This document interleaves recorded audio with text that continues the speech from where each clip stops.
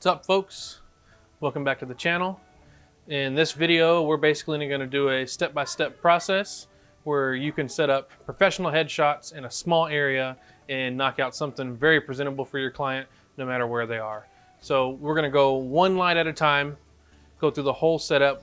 We'll explain, with just 2 or 3 lights what you can really get done. We'll add in some kickers and maybe some backlights to control the background a little bit, but we're going to make this plain and simple as can be. We're going to be shooting with the Sony A7 III and the Tamron 70 to 180. I'm going to shoot at 180 and I believe at f2.8. We're going to fire our flashes remotely with this Godox remote right here. So step 1 is going to be the Explorer 600 right here, and we have it going through the 36-inch Octa. It is double diffused with a grid, and I believe it's the reflector plate on the inside. I've got it on this ProMaster stand here, got the sandbags holding it down. It's very important you take sandbags to your shoots. You don't want to stand to fall over and hit somebody and catch a lawsuit. So we'll start with this one light. The way I have it set up is going through the Sony Imaging Edge mobile app. So I'll be able to get in front of the camera and it'll be able to see me on here, and I can actually control the shutter from here. So as long as you connect it to your camera, you get your camera set up to allow the focus with the shutter button, you should be able to do it here. Just set a timer on the app and you can make it happen. So let's start with our key light. Start here with our reflector and see what we get, and we'll punch forward to more shots after this. I've got the modeling light on for the hair light and the main light, but the hair light is not going to fire. Do not worry about that. I should have the screen record going on my phone over here so we can actually throw in the video to see what's going on.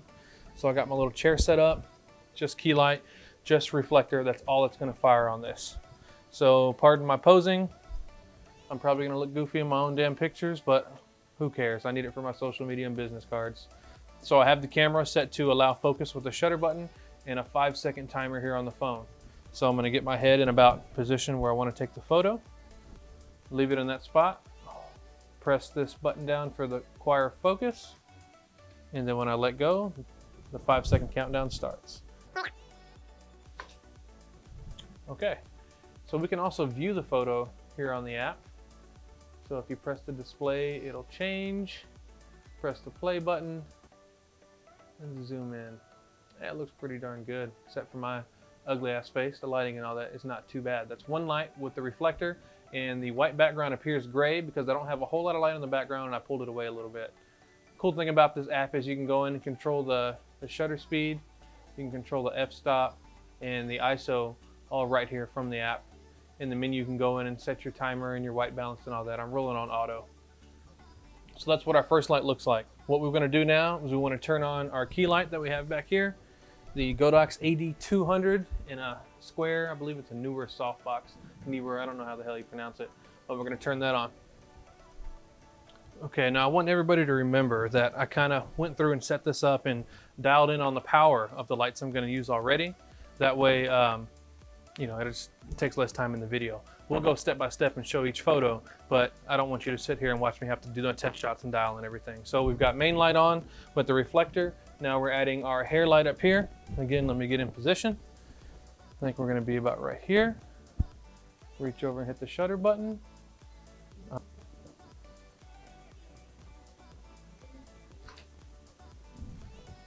Cool.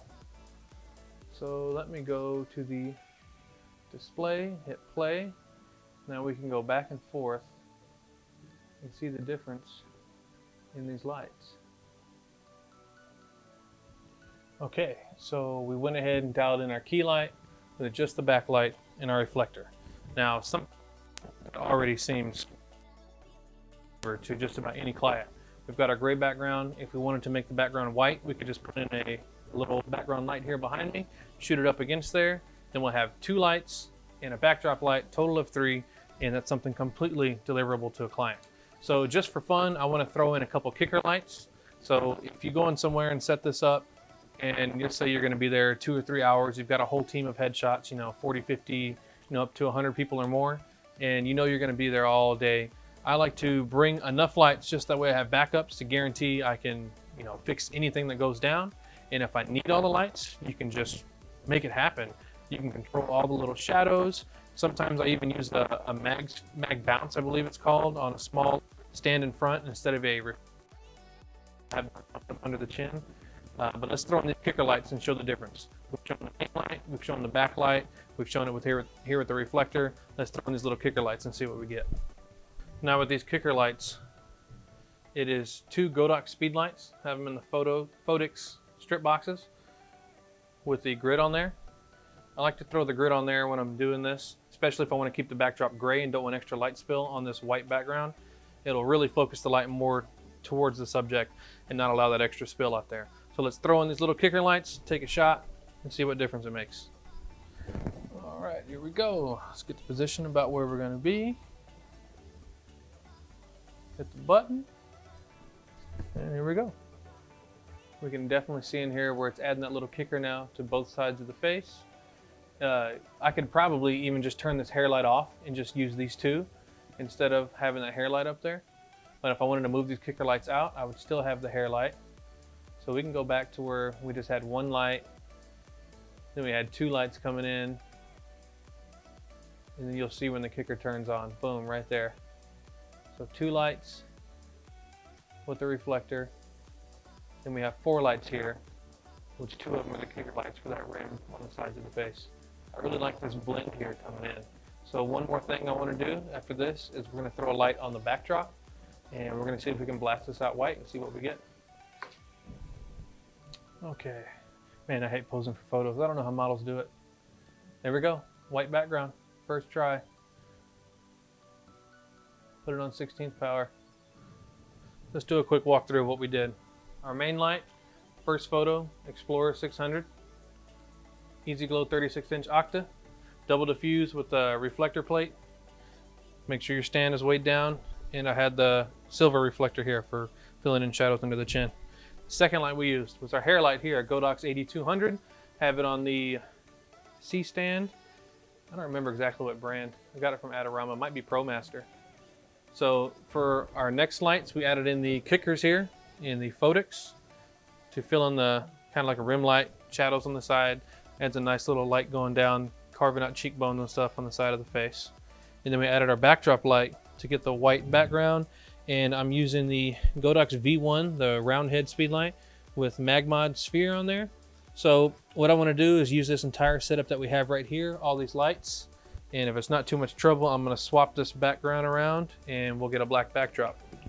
So give me a second to swap this out, and then we will take one with a black backdrop. See if we can, get it a darker gray. Maybe we'll throw in a color or something. All right, we got it swapped around to a black backdrop, and it's really close to me. So with these lights on, it's probably not going to be perfectly black. The way you would achieve that is you would pull your subject a little bit farther from the background, and your lights would come off of it a little bit more to allow it to achieve, more of the pure black. But we're going to take a shot with the lights I have set up right now.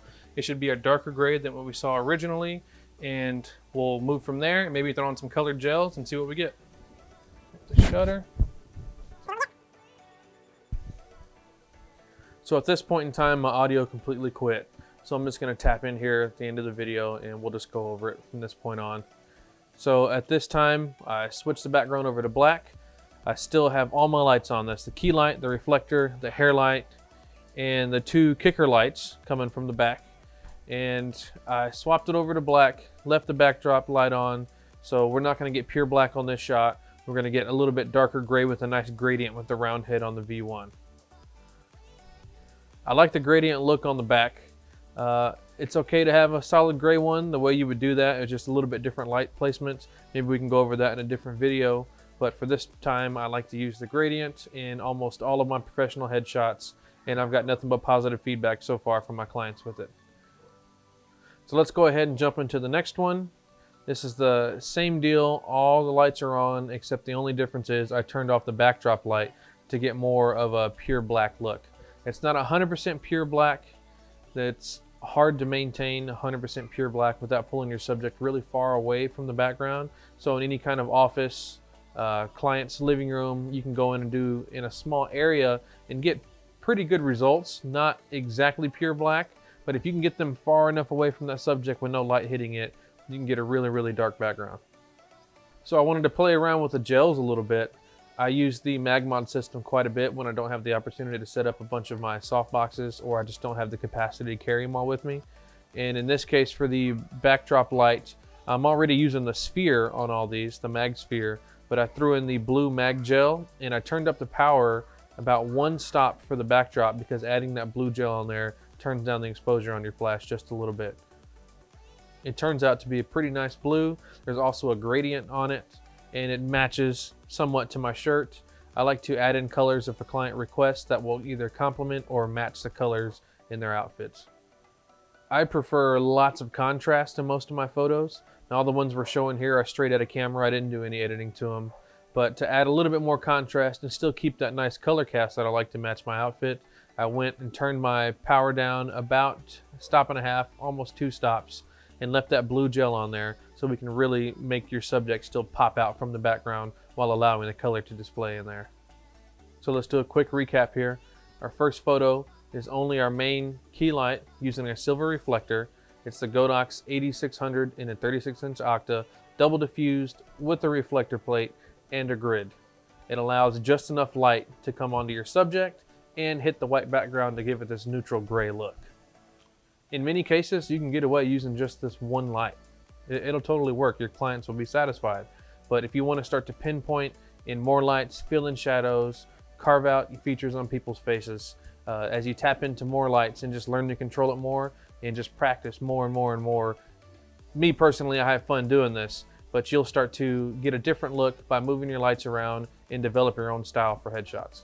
Second photo, we kicked in our hair light. There's not much of a difference. I left the power down really low. You can see maybe a little bit of difference in the shoulders and around the hair, and I cropped in a little bit tight, which is the kind of horizontal cropping I like to do for my headshots.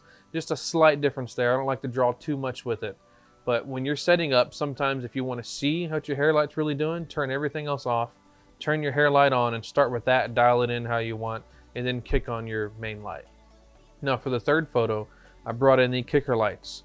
And I like to put one on each side with the grid to keep light from spilling onto the backdrop and only keep it on my subject. Now in certain instances, you can even turn the hair light off and just use these strip boxes if they're tall enough and placed at the right angle to where it brings in the hair light and the kicker light. You could even use just one kicker light. I like to use 2 to make sure I get even split on both, unless I'm going for something a little more creative or artistic. Then I'll just put in one on the darker side. So if I have my key light coming in from an angle and not directly over my subject, what you can do is put the kicker in the opposite direction and still leave your hair light on. Or if you don't want to use the hair light, use that vertical strip box coming in an opposite side of where your kicker is, and you'll get some pretty good results on that. This next photo, I left all my lights on, the hair light, main light, kicker lights, and I turned on the backdrop light on the white pop-out backdrop. Had it about 1/16 of a power, and it blasted out the background for a pure white backdrop. Used the exact same setup for this photo, didn't change any power on anything, just flipped the backdrop around to black, and that light hitting it gave us this darker gray look. Kept all the lights on this one except for the backdrop light, turned it off, left the black backdrop up, and now we have closer to a pure black or just a really dark backdrop. For the darker blue background, all I did was throw on the blue mag gel and turn the background light back on. For the dark blue contrasty look, I'd left the blue mag gel on there, and I picked blue to match my outfit, just turned the power down, and we have this more contrasty yet color casted look. So in summary, what we've done here is build a headshot starting from our very first light, going all the way through a full setup with multiple colors, multiple backgrounds in a small studio area. This can be done in a hallway, an office, a living room, and you can make it happen just about anywhere where your client needs you to set up. By learning to control the light, control your background, and adding colors, there's many different looks you can achieve, and you should be able to take this anywhere and get it done. So thanks for taking the time to tune in. Please like, share, and subscribe. If you have any comments or questions, leave them below. I'm here in the Tulsa, Oklahoma area, so if anybody would like to link up and learn or do any other creative videos, let me know and let's make it happen.